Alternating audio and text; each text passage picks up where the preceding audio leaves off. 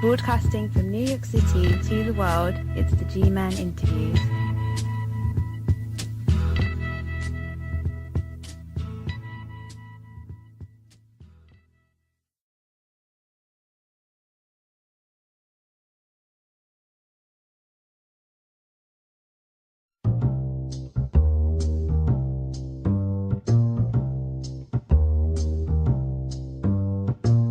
Never know how much I love you. Oh, you never know how much I care.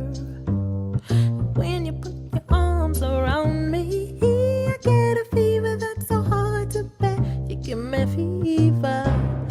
Oh, when you kiss me, fever when you hold me tight. Fever, fever in the morning, fever through the night. Sun lights up the daytime, the moon lights up the night. I light up when you call my name. You know I'm gonna treat you right. Give me fever when you kiss me, fever when you hold me tight. Fever, fever in the morning, fever all through the night. Everybody's got the fever, that is something you should know. Fever isn't such a new thing, fever started long ago. I burn for you, fever all through the room. Fever, I burn for you, fever all through the room. Welcome.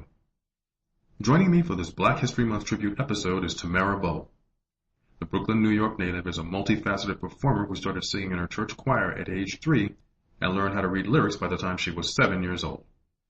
During her tenure as a choir member, she frequently sang background and harmony and attracted a great deal of attention from people within her church and the church community because of her powerful voice.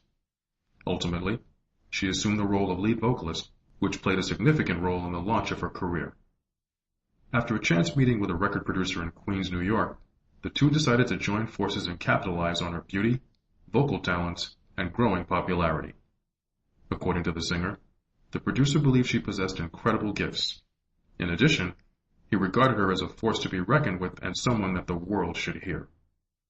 After spending 3 years as a professional singer and songwriter, she worked on a number of collaborations, including songwriting for ASCAP and live performances at the Apollo Theater and Williamsburg Music Festival. In 2012, she released her debut EP Unleashed, which was featured in a commercial on NBC Universal Television. Subsequently, she released her single Pull Them Pants Up and received praise for her efforts to address the controversy surrounding sagging pants. The song was featured on her follow-up album Public Service Announcement. In the spring of 2013, she was approached by a Boston Globe reporter who was doing an article on fashion trends. The reporter showcased Tamara and her song in the article, which introduced her to hundreds of thousands of people. In the summer of 2013, she released a title song from her new album, Living It Up. Her highly anticipated album is slated for release this year and will showcase jazz, rap, inspirational, ballads, and everything in between. The sultry and talented singer's versatility is something that separates her from many in the industry, but she's quick to note that she'll always remain true to her gospel roots and the music that helped launch her career. It's a pleasure to welcome you on the show, Ms. Bubble. Pleasure to be here. Thank you for having me. Now, you started out singing in church at the age of 3 and understood lyrics by age 7. Were you regarded as a prodigy? No, I think I kept my talents kind of hidden. I was very reserved, very quiet. So even though I knew I could sing, people would compliment me on the talent. It wasn't so much that they saw me doing this or foresaw me doing this in the future. It was just kind of like, okay, she's very talented, but she's in church, and that's not something that she's pursuing. And were there any musicians or singers in your immediate or extended family? Definitely. My mother, she's a singer. She's also a preacher. My aunts, cousins, all of them, they played piano, drums, guitar, you name it. I don't play any instruments, but my family is definitely a musical family with a gospel background. By any chance, did you study musical theory or composition? I didn't. Actually, the only, formal training that I've had is singing in the choir and, learning harmonies and everything like that. But I've never had any formal training. How old were you when you started performing as a professional singer? This was 4 years ago. I was 23. Forgot how old you were, huh? I just had a birthday, that's why. Happy belated birthday. Thank you. According to your bio, you spent a great deal of time as a backup singer. That being the case, what was it like the first time you appeared on stage as a solo artist? Oh man, I really didn't. I actually don't even remember the transition because, like I said, I was singing in church and doing background. I started singing lead in the choir. So I think the biggest difference is that, when you're in church, you're singing songs that are previously written and it's material that is supposed to be uplifting for the audience. And then when you record your own music and you see people affected, I think the biggest thing for me was when I had, there was a girl in the audience and she wanted to be introduced to me after my set. And this was very early on when I first started singing, actually, solo and, R&B and everything like that. But they introduced me to her and she was crying by the time she had met me. And she said that the words were so powerful that, she was trying to hold it in because she had just gotten out of a relationship, but the song bothered her so much that she wanted to meet me and thank me for singing. And I think at that point, I was used to singing songs and seeing people, praise God and everything, but I've never performed my own music and saw just, I guess, the overall influence of music in general. And that was a big thing for me. Now, I know it's still early in your career, but at this point, is there anything or any particular genre or style of music that you prefer as a performer? For example, do you prefer to rap over, say, traditional singing, gospel singing? I don't have a preference. What I do when it comes to my music, I think it just depends on the mood that I'm in. If I'm angry or just feeling aggressive, even in general, 9 times out of 10, I will rap on that song. Or if I'm feeling sassy or if I want to sing softly, I'll do jazz. If I wrote a heartbreaking song or something that I need to be more emotional on, it'll probably be R&B. So it really just depends on the mood. And a lot of times I'll record a song in one genre and then later on in another mood, I'll rearrange it and perform it in a different genre. So I've done that a lot as well. I don't know, I listen to all different genres of music. I think probably outside of metal, but I listen to all, and I even get influences like shopping or whatever. You'll hear country songs that you normally wouldn't listen to on the radio, or that may not be your personal preference, but you like the lyrics that they're, singing or the melody. And so I get influences from all over just because I listen to so much music. Now, this episode is being taped in February, which, as you know, is Black History Month here in America. Yes. Who were some of the legendary black singers that had the greatest impact on you as a young performer? I would say Phyllis Hyman, Shaka Khan, a lot of the soulful singers, Patti LaBelle. When it comes to jazz, it was Billie Holiday, Lena Horne, and Ella Fitzgerald. She's probably number one. I would listen to her on YouTube 24/7. I could literally, because her voice is such a beautiful instrument, and she would literally go from song to song, no instruments or other music playing, just making the beats and everything from the scatting that she was doing. And that's actually what turned me on to scatting. I didn't do as much jazz before finding Ella Fitzgerald online, and I just stayed online, listened to her all day long, and then I got enough courage to go for it. Got a lot in my songs now too. Creatively speaking, what was your objective when you recorded your debut album, Unleashed? Like I said before, I was very reserved growing up. I wasn't shy, I was quiet. And so I would always say, how are people going to know that I do music if I won't sing? Or if I don't show the talent when it comes to acting? So for Unleashed, it was just about breaking out of that shell and singing about things that you didn't think I would sing about, or talking about the good, the bad, and the ugly. Because that album kind of talked about the highs of partying, the lows of just having a breakdown, just kind of the scams and stuff that goes on in the music industry. I do a lot of taboo stuff, things that most people don't talk about, or they want to talk about that big pink elephant in the room, but that for whatever reason they don't. And that was kind of what I want to do with Unleashed. Just kind of break out of my shell and show you what I'm capable of, show you what I can do on all these different genres, and also just speak about subjects that most people won't touch. Having said that, what would you say is the biggest difference between your follow-up public service announcement and your soon-to-be-released album, Living It Up. Well, one of the socially conscious projects that I have done is, it was called Public Service Announcement. It was a 4-track EP. I just felt like there was so much bad going on and no one was doing anything about it. Sometimes you want to do more than just donate money or volunteer at a place. I know with music that is very impactful. Like I said, there have been people crying at my sets and everything. So I know that music really does draw people and really, you can really impact them probably more than any laws or any amount of news or anything else could have an impact. So each one of the songs addressed a social issue. And what we did for the first 6 months that we released that EP, we selected one charity organization for each song where they were doing something that was kind of already addressing what I was singing about in the songs. And it was a good effort. I know a lot of people liked the songs that I talked about. There was a song on there about sagging pants. There was a song about violence against children. There was a song about the overcrowded prisons. Like, there are so many black people, and this being Black History Month, there's so many black people in jail. I'm running out of somebody to date. I'm selfishly thinking, like, hey, you guys should be home. And so the name of that song was called Jailbreak, saying that we need a break from jail. And the other song was just kind of a motivational song that was called Do Your Part. And it was just about saying, you know, we're not asking you to change the world, we're just asking you to do your part. And if everybody pitches in, you know, we might see an impact. That was definitely one of the most close projects to me. Like, I felt like I was doing something by even as a musician, just delivering a message that people could, hopefully, that it could inspire somebody. Living It Up is definitely more theme-based and I guess more concept-driven. It was a good collective of songs, but it was more free-flowing. Living It Up is, the original title of the album was called Where Babies Come From.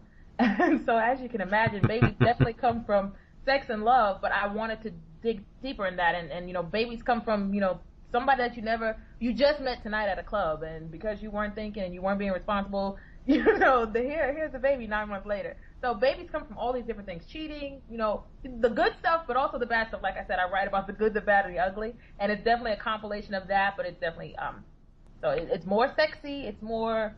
Would you say it's more socially conscious?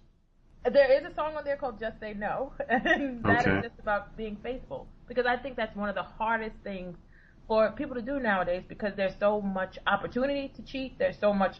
If you don't think you'll get caught, you just are not committed. Like, I feel like commitment is a lost art. And so that's why I made that song. So that's kind of the socially conscious, I guess. I don't know if it's socially conscious, but it's definitely conscious or moral.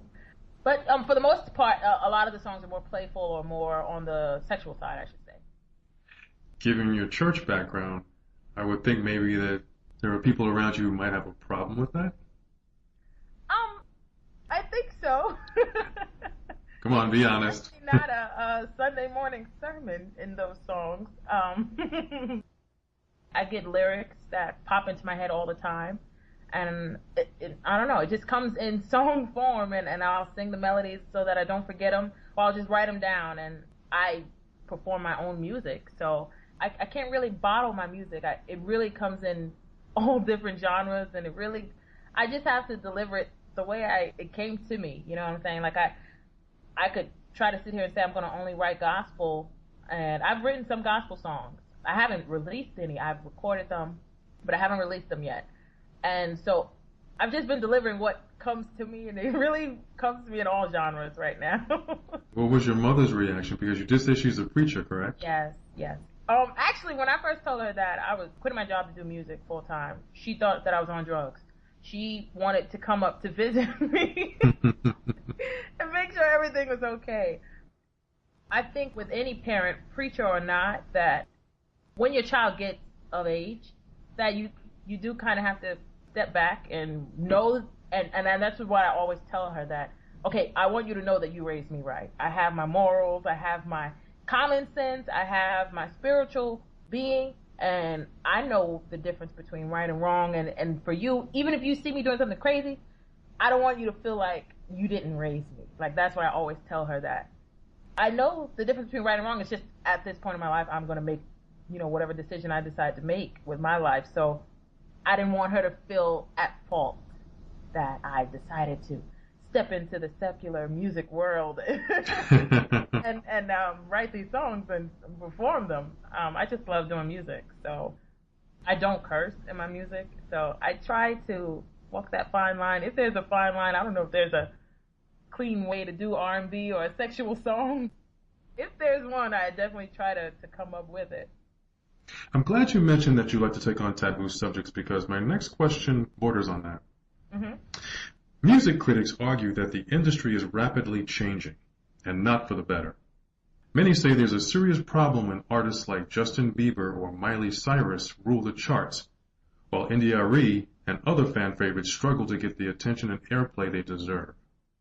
Clearly, this commonly held belief would place a great deal of pressure on any new artist, and I suspect you're no exception. Your music is all about substance. So have you ever been concerned that you'll become a victim of style over substance? No. That has never been a concern for me. I try to write songs that people can definitely relate to. And I know that there's, strategic songs that I guess you put out if you're trying to get your music on radio or something. You would make something probably more that people can dance to. But in terms of the message, I always try to give a message in my music. And so I've never been concerned with I'm going to get where I'm just rapping about, money, cars, and clothes and all of this, frivolous stuff that, I make songs about how college is sexy and how being smart is sexy, because it is. And people try to pretend like it's not, or they try to play it down like it's not, but it really is. I'm able to do music independently because I went to school, because I know how to do my own copyrights or my trademarks or whatever it is I need set up an independent business, or it's just good to have that business sense or that business smarts. Like, it is the music business. And so I think as long as I keep a message in the music, that I don't have to worry about that. And that's what I plan to do. What would you say has been the biggest sacrifice you've made while pursuing a career in the performing arts? I think time. I don't date as much now because I don't have time for that. So I don't mind being single because it's moving along. I don't need distractions. And I'm used to saying no anyway because I couldn't date till I was 18 anyway. I'm used to turning people down. Oh, okay. So it's just kind of, that's probably the biggest sacrifice, the fun. But I have so much fun doing music. Like, I wouldn't have it any other way. With regard to the music industry, what's one major aspect that you would like to see change?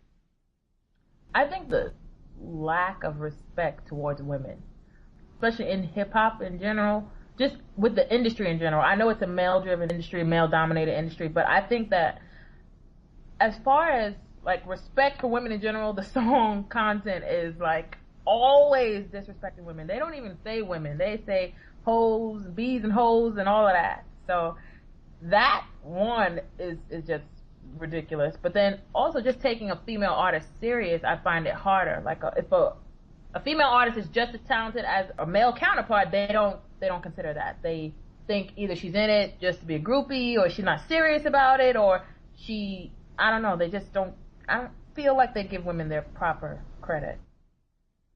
Every performer, or person for that matter, has what's described as their defining moment. Period in life where you're directed towards your destiny or placed in an extremely painful or difficult situation that tests your inner strength, your faith, and your determination. What was yours? Defining moment.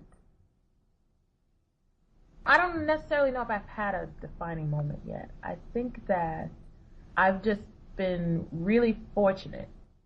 I think I've made a lot of wise decisions. I think just the upbringing that I've had has caused me to be very cautious or just to be a little extra careful than most. But I don't know. I would have to say that there's just been a lot of little breakthroughs that I've gotten or gone throughout my life. I don't think that there's been a defining moment. What made you decide to launch your own entertainment company? Over the years, I have just learned the industry. And I think that, like, one of the pieces of advice that I always give to artists is just to expect to waste time and money. And that's because it doesn't matter how much you think you know, street smarts, book smarts, I don't care. You will probably get scammed at some point. Really? Yes, I think that if you don't get scammed, you will get you'll get signed to a major contract that you're stuck on. But if you're pursuing it independently, you're going to get scammed. I don't care who you are. I don't care how smart you think you are. Especially if you're doing this independent artist and really trying to start from the ground up, bare bones, unsigned, whatever you want to call it. I think that when you're young, you're excited about the music and you're not thinking about the business. And that's how they get you. They feed off of your hunger just to be part of the industry. And I've just learned so much from getting scammed and just from getting weird contracts and not signing them and understanding what I need to sign. And that's why I always stress that education is so important, because if you don't know what contract you're being given, you're going to sign something crazy and you're going to be stuck. And I think that with me, I've gone through some bad things, but nothing crazy like that has allowed me to be stuck on some kind of weird contract that, you know, you're stuck on for life or for whatever amount of time.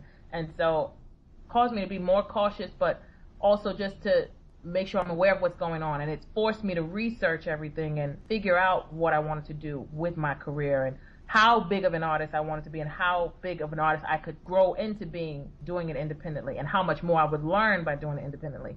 And so that's why I've taken that route, just to know everything that's going on, to be aware of everything that's going on, and to not get involved into anything that I'm not even aware of.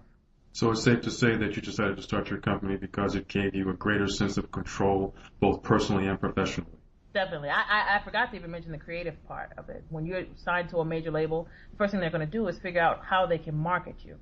If you have the talent. If you already have a fan base, it's easy. They already know who to market to. But if you don't have a fan base and you have the talent and they decide to sign you, they're going to do some marketing, some research on your style of music, give you a demographic, and they're going to push you to that. And I do pop, jazz, hip hop, R&B, soul, sometimes do it all. Yeah, you do it all. So for me, I don't want someone to look for me in the R&B section when I can deliver pop just good as any other pop star. So I wanted that creative freedom. I felt that if I built the fan base independently and signed to a major later, they just have to deal with it, because by that time I would have my name out there. I would have built that negotiating power. So that was another reason for taking that route. Okay, we're in the home stretch. Mm-hmm. Final 3 questions are what I call the out-of-the-box questions. Yeah. You ready? Yep. Okay. What was your most embarrassing or humorous moment as a singer? As a singer, let's see. I've never fell off a stage. Let me just say that. I don't even know what I would do. I always ask myself, like, would I get up and keep singing, or would I laugh it off, or what? So no concerns about a wardrobe malfunction or anything like that, huh? No. You're more concerned with falling off the stage, if anything. Oh, I have a story behind that. I hate falling. When I was 16, I fell, and I used to wear glasses. And the glasses like bent. I felt so irkly. I stopped wearing glasses after that day. I went and got contacts after that. But so I've never wanted to fall. It just feels klutzy. Like that's a big fear. The first tour that I went on, I missed a flight. It turned out really bad. We missed the flight, and I think they were going to overcharge us to rebook. So we ended up driving to Atlanta. It was the first stop on my tour. And then when we got to Atlanta, what happened? Something happened funky with the hotel. I ended up having to change at the airport in the bathroom because... What? And then I guess it was the first tour, improper planning. What happened? The rental. We couldn't get the rental either. I think we needed like a utility bill or something weird. And I was just like, really? So wow. We ended up getting a taxi, and he was like, I think we were 4 hours late. He was going the long way, or the pay more money way, because the meter was running. And I caught on to it. I was so angry. I guess it's funnier now, but it was a fiasco. It was really bad. And when I got there, they hadn't really got things going, and I wasn't the first to go on stage, so it didn't look too bad that I was late. It was a show in Atlanta, and Atlanta, they showed so much love that day. That was really good. But how long was the show that you were 4 hours late? Well, see, the thing is, they didn't start at the right time. Okay. So that was pretty much the only reason that I was still able to perform, and I was towards the end anyway, so that helped too. Allow me to present the following scenario. An angel appears and says, God wants you to perform a one-night-only benefit concert to raise money to help African children afflicted with HIV/AIDS. He will resurrect 3 of the greatest singers in history for you to perform with, but you must select them. Whom would you choose to share the stage with and why? Oh, that's awesome. I would Michael Jackson, Whitney Houston, and Notorious B.I.G. But I would tell him his lyrics would have to be a little bit cleaner. But I do respect him as a rapper. That's a great selection. And finally, complete this sentence. Mm-hmm. People would be very surprised if they knew Tamara Bubble. If they knew Bubble is not my last name, most people think it is. I'll explain how I got that last name. When female said it, it's because I'm always laughing and smiling. I laugh so easy. As in the word bubbly. Yeah, I'm very bubbly personality-wise. And then also, when dudes said it, it was definitely physical. So that's how I got Bubble. I have an addiction to ice and chicken. I'm sorry, did you say ice? Yeah, crushed ice is the best food on the planet. It's also the best water on the planet. Sometimes I won't even drink water. I'll just get ice and eat it, enough of it so that I know I drunk my amount of water. I eat ice in the winter. It could be freezing out. And I still want ice. Are you serious? Yes, I am dead serious. Okay, so people would be very surprised if they knew how much Tamara Bubble loved ice. Yes. Got it. It's been an absolute pleasure having you on the show, Miss Bubble. Thank you very much. Thank you for having me. I appreciate it. Thank you very much for tuning in, ladies and gentlemen. I'll close this episode with the title track from Tamara Bubble's latest offering, Living It Up. I'm the G-Man, and until next time, stay cool, stay safe, and stay informed.